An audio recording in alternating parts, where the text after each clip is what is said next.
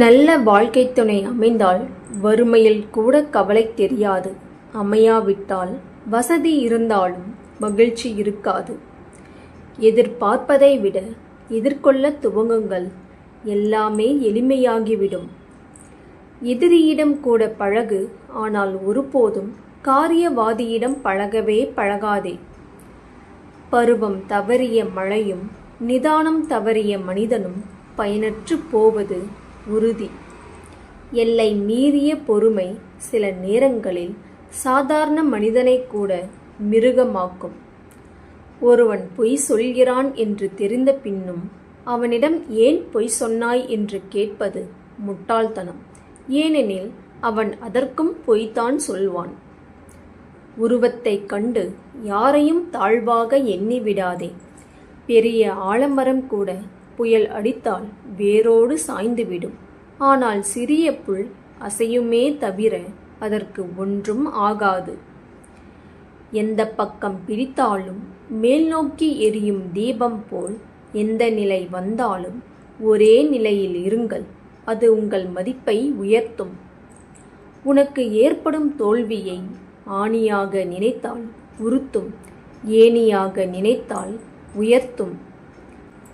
ஆசையை கட்டுப்படுத்த புத்தனாகத்தான் பிறக்க வேண்டும் என்று அவசியமில்லை.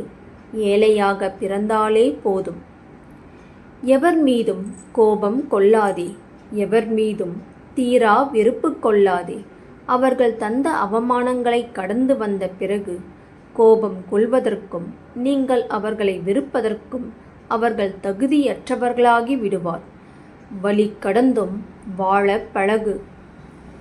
ஒரு மனிதனை மகிழ்ச்சியாக மாற்றக்கூடியது அவனது செல்வமோ பொருளோ அல்ல, போதும் என்ற எண்ணமும் எந்த நிலை வந்தாலும் ஏற்றுக்கொள்ளும் பக்குவமும் தான் மனிதனை மகிழ்ச்சியாக மாற்றும்.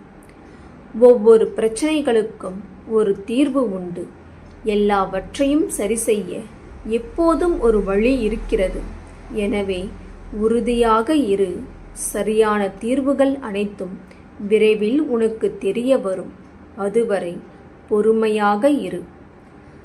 கடந்த கால வருத்தங்களையும் எதிர்கால பயத்தையும் நீ உன்னுள் நிரப்பாதே.